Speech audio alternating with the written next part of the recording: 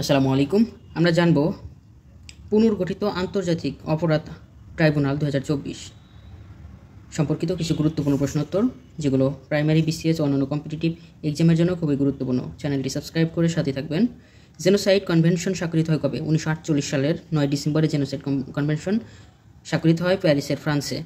Genocide convention 1948 সালের 9 December পর্যন্ত কার্যকর করা হয়। 9 ডিসেম্বর কার্যকর করা হয়, 12 জানুয়ারি 1951 সালে। জেনোসাইড কনভেনশন 1948 সালের 9 ডিসেম্বরের কার্যকর করা হয়। জেনোসাইড কনভেনশন 1948 9 ডিসেম্বর এটি গঠিত প্রস্তাব করা হয় 1948 সালের 9 ডিসেম্বরে, কার্যকর করা হয় 12 জানুয়ারি 1951 সালে। 2024 সালের জুলাই ও তার পূর্ববর্তী সময়ে সংঘটিত মানবতা বিরোধী অপরাধের বিচারের জন্য আন্তর্জাতিক অপরাধ tribunal international crimes tribunal ICT পুনর্গঠন করা হয় 14 অক্টোবর 2024 সালে। প্রথম স্থাপন করা হয় 22 মার্চ 2012 সালে।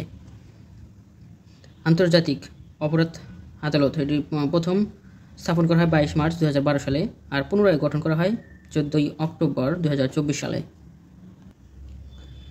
পুনর্গঠিত আন্তর্জাতিক অপরাধ ট্রাইব্যুনাল কার্যক্রম শুরু করে 17 অক্টোবর 2024 সালে। 3 সদস্য বিশিষ্ট আন্তর্জাতিক অপরাধ ট্রাইব্যুনাল এর চেয়ারম্যান বিচারপতি গোলাম মুর্তজা মজুমদার। 3 সদস্য বিশিষ্ট আন্তর্জাতিক অপরাধ ট্রাইব্যুনালের চেয়ারম্যান হচ্ছে বিচারপতি গোলাম মুর্তজা মজুমদার। আন্তর্জাতিক অপরাধ ট্রাইব্যুনালের প্রধান প্রসিকিউটরকে অ্যাডভোকেট মোহাম্মদ তাজুল ইসলাম। আন্তর্জাতিক আদালতের অপরাধ ট্রাইব্যুনালের বিচারপতি